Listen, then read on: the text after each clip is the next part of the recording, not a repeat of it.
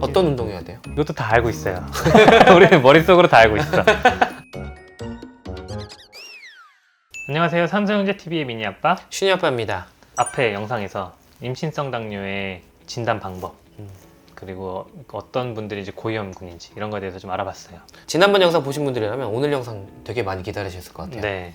만약에 앞에 영상 안 보셨으면은 그 영상을 보고 오시는 게 좋겠습니다. 네. 그래서 오늘은 임신성 당뇨의 진단이 되면 어떤 관리를 해야 되고 어떻게 치료를 하는지 그리고 산 후에도 어떤 걸 해야 되는지 이런 내용에 대해서 말씀드리도록 하겠습니다. 네. 우리가 딱 임신성 당뇨의 진단을 받으시면 굉장히 많이 좌절을 하세요. 본인이 지금까지 뭐 잘못 살아오신 것처럼 약간 자책도 많이 하시고 하는데 과거는 과거고 당장 이제 우리 뱃속에 있는 태아의 건강도 생각을 해야 되고 앞으로 이제 본인의 건강 이게 훨씬 더 중요한 거니까 거기에 좀 집중을 해가지고 환자분들한테 괜찮다 앞으로 잘하면 된다 이렇게 말씀을 드리는데 그 잘하는 게 뭐냐면 혈당 관리를 잘해야 돼요. 아, 그렇죠. 모든 당뇨의 치료는 기본이 혈당 관리죠. 네. 다른 당뇨보다 기준이 되게 낮아요.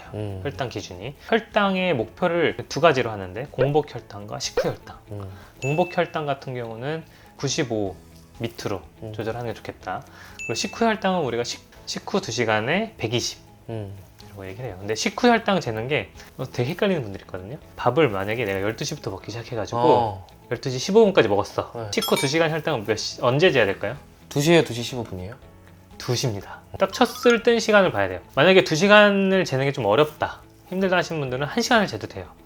식후 1시간 혈당의 기준은 140 밑으로 조절을 하시는 게 이제 목표가 되겠습니다. 처음부터 우리가 무슨 약을 처방하거나 뭐 인슐린 주사를 맞거나 이런 건 아니고 우리가 처음 진단을 받았으면은 생활습관 교정을 먼저 하면서 혈당이 어떤지 기록을 해서 추이를 보고 앞으로 어떻게 할지 결정을 하게 돼요. 그래서 가장 중요한 거는 이제 먹는 거 그리고 이제 운동하는 거 그걸로 이제 조절이 잘 된다 그러면 이대로 쭉 가면 된다 이렇게 말씀을 드리고 근데 이제 만약에 정말 열심히 했어 식단도 잘 하고 운동도 열심히 하고 했는데 공복 혈당이나 식후 혈당 둘 중에 하나라도 이제 계속 넘는다 그때는 이제 어쩔 수 없이 인슐린 치료를 시작을 하게 됩니다. E형 당뇨의 경우 먹는 약들도 있잖아요. 임신성 당뇨에서는 먹는 약 처방 안 하세요? 원래 이제 E형 당뇨도 이제 경구약부터 시작을 하잖아요. 특히 많이 처방을 하게 되는 메포민이라는 약 종류 같은 경우는 태반을 너무 잘 통과합니다. 산모 혈액에 있는 만큼 태아한테도 많이 전달이 돼요. 그냥 필터링을 같이 네, 잡고 가는구나. 맞아요. 그래서 이제 그런 이유 때문에 1차 약으로 잘 쓰진 않고 인슐린은 원래 우리 몸에서 계속 분비되고 있는 호르몬이니까 인슐린이 훨씬 더 안전하게 혈당을 좀 관리할 수 있는 방법입니다. 주사 치료까지 가기 전에 생활습관 교정 어떻게 해야 되는지 그것부터 조금 알려주시면 좋을 것 같아요. 근데 이거는 누구나 알고 있어요. 실천이 어렵지. 탄수화물 줄이고 그리고 이제 단백질과 지방을 비율을 좀 높이면 되는데 보통은 이제 책에 나온 거는 하루에 우리가 섭취해야 되는 전체 열량 중에 탄수화물을 한 40에서 50% 그 다음에 단백질은 한 20% 그 다음에 지방은 한 40% 이게 지방이 이렇게 높은 이유는 같은 양을 먹어도 그 지방이 훨씬 열량이 높잖아요. 그래서 양으로 따졌을 때는 탄수화물, 단백질, 지방을 2대 1대 1 정도 이 탄수화물 먹을 때도 40% 먹으랬으니까 계산을 해서 내가 빵을 먹어도 되겠다 그렇게 생각하시면 사실 별로 좋진 않아요. 요즘 다이어트 하시는 분들 많이 아실 텐데 혈당 스파이크 이런 얘기 많이 하거든요. 혈당 스파이크 올라가는 만큼 인슐린도 따라 올라가고 맞아요. 그러면서 그만큼 이제 몸에서 조절을 힘들게 들어가야 되는 거라서 혈당을 천천히 올리는 음식들이 그래서 중요하겠네요. 네. 근데 그렇다고 해서 막 너무 안 드시면 안 돼요. 아, 그쵸. 네. 왜냐면 우리가 임신 중에는 살을 빼는 거는 좀 별로 바람직하진 않거든요. 체중을 유지하는 거 정도는 괜찮지만 하루에 1800칼로리 이하로는 먹지 말아라. 뭐 체중에 따라 조금씩 다르긴 하겠지만 만약에 너무 칼로리 섭취가 줄어들면은 우리 몸에서 케톤이라는 걸 맞아요. 만들어내요. 혈액에 케톤량이 늘어나면 태아한테도 그게 전달이 되고 태아의 케톤 산증은 굉장히 위험할 수가 있습니다. 네. 먹는 양보다는 어떤 걸 먹냐 이게 좀 더 중요할 것 같아요. 그리고 이제 또 중요한 건 운동이잖아요. 그쵸. 저희가 항상 강조하는 거 임신 중에 운동을 해야 된다. 정말 특별한 사유가 있지는 않는 한은 운동을 하는 게 훨씬 좋다. 임신성 당뇨도 마찬가지예요. 어떤 운동 해야 돼요? 이것도 다 알고 있어요. 우리 머릿속으로 다 알고 있어. 유산소랑 근력 운동 두 개 다 하셔야 됩니다. 특히 당뇨 환자분들은 근력 운동이 굉장히 중요해요. 근육은 우리 몸의 공장 같은 거예요. 그래서 막 당을 태우는 가장 중요한 거기 때문에 특히 이제 임신성 당뇨는 인슐린 저항성이 증가하는 것 때문에 생긴다고 말씀드렸잖아요. 인슐린 저항성은 체지방이 많을 때 생깁니다. 그래서 근육량을 높일 수 있는 특히 우리 몸에서 큰 근육들 그런 근육들을 좀 쓰는 근력 운동 같이 하시는 게 좋고 대신에 이제 주의해야 될 분들은 지금 이제 인슐린으로 당 조절을 하고 계시는 거예요. 아, 안 하던 운동을 갑자기 하게 되면은 그분들은 이제 갑자기 저혈당이 올 수 있어요. 주치의 선생님과 상의를 해야 됩니다. 같이 일하는 간호사 선생님 중에 음. 그 크로스핏도 하시고 오. 주짓수 하셨던 분이 있어요. 평소에? 네. 우와. 그렇게 근력 운동을 하시고 나서 아기를 키워보니 어. 다른 엄마들 아프다고 하는데 아프냐 그랬더니 그렇진 않대요. 오. 막 그런 거 힘든 건 하나도 없었대요. 평소에 너무 많이 했으니까 아기는 가벼워. 그래서 진짜 근력 운동 필요합니다. 맞아요. 임시성장님 없으신 분도 하셔야 됩니다. 맞아요. 그럼 이제 혈당 관리가 중요하면 혈당 체크를 해야 되잖아요. 언제 해야 돼요? 생각보다 많이 해야 돼요. 하루에 4번. 이것 때문에 진짜 많이 힘들어하세요. 음. 4번 언제 하냐면 일단 우리가 하루에 3번 밥을 먹잖아요. 그 식후 혈당 3번 재는 거. 그다음에 아침에 일어나자마자. 그래서 4번을 재게 됩니다. 또 알람 같은 걸 좀 많이 맞춰서 이제 활용하시면 좋고 자가혈당 측정기가 집에 있는 게 좋아요. 이게 제가 알기로는 지자체 중에 임시성 당뇨의 진단을 받으면 이제 대여해주거나 아니면 그 비용을 지원해주는 데도 있거든요. 근데 만약에 그게 없다면은 뭐 하나 구입하시는 것도 나쁘진 않을 것 같고 집에서 이제 하루에 4번씩 열심히 잘 재셔가지고 주치의 선생님이 혈당 잘 재서 오세요 이렇게 말씀을 드릴 거예요. 그러면 요즘에 어플도 많이 있거든요. 맞아요. 어플로도 해도 되고 아니면 손으로 쓰는 게 편하신 분들은 당뇨 수첩 같은 거 이제 적어가지고 오시면은 그거를 보고 만약에 얘기했던 목표에 잘 부합이 되고 있다 하면은 횟수를 좀 줄일 수 있습니다. 요즘에 또 신기한 기계가 있잖아요. 여기다가 이렇게 해가지고. 맞아요. 연속 혈당 측정기. 네. 핸드폰 이렇게 되면 혈당이 나오던데.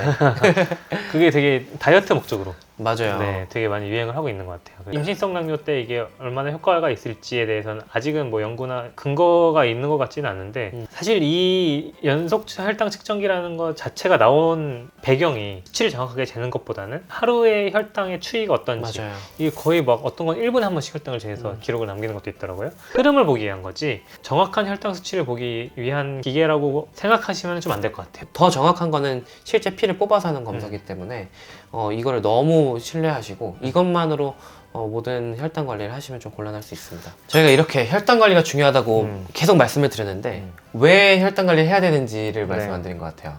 근데 혈당 관리는 우리가 되게 기준이 엄격하잖아요. 그렇게 하는 이유가 있습니다.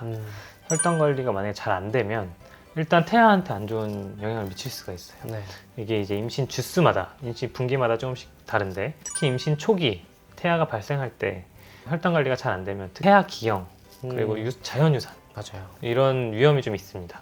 임신 중기부터는 이제 많은 분들이 이제 걱정하시는 거대아. 또 오해하시는 분도 있어요. 애기가 크면 좋은 거 아니야?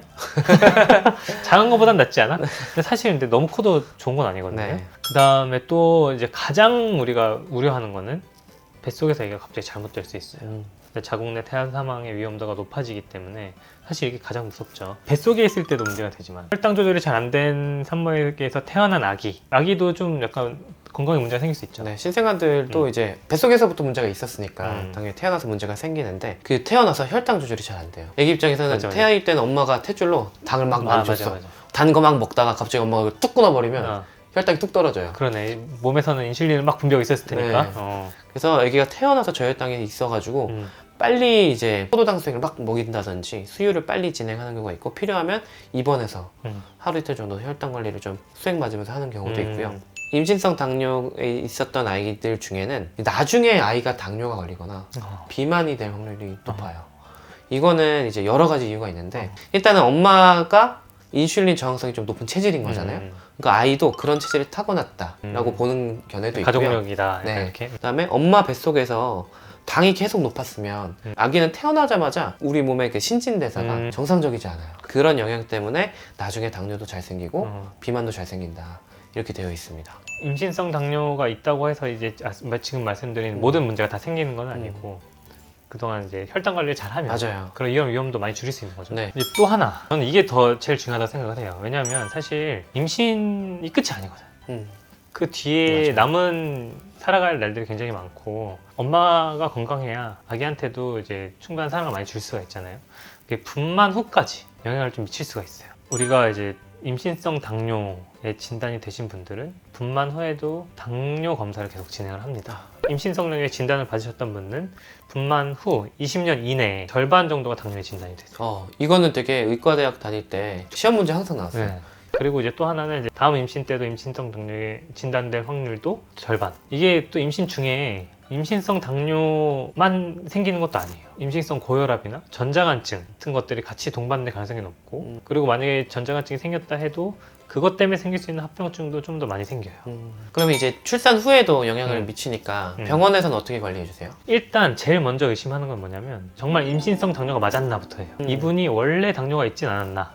왜냐면 우리가 20주 이후에 검사를 하긴 했지만 그 전엔 안 한 분들도 많이 있단 말이에요. 분만하고 보통 산역기가 3개월까지잖아요. 한 달에서 3개월 이내에 당 부하 검사를 한 번 더 해요. 이때 만약에 혈당이 높게 나온다 그러면 이분은 원래부터 당뇨가 있던 분이에요. 아예 이제 당뇨로 진단을 하고 그때부터 이제 치료를 시작을 하게 되고 이때 정상으로 나왔다 하더라도 분만 후 20년 이내에 절반이 당뇨에 진단이 되기 때문에 건강검진 할 때마다 당 검사를 하시라고 말씀을 드려요. 임신성 당뇨가 있으신 분들이 또 궁금해하시는 게 그럼 아기가 거대하로 태어날 것 같으면 빨리 낳아야 되냐?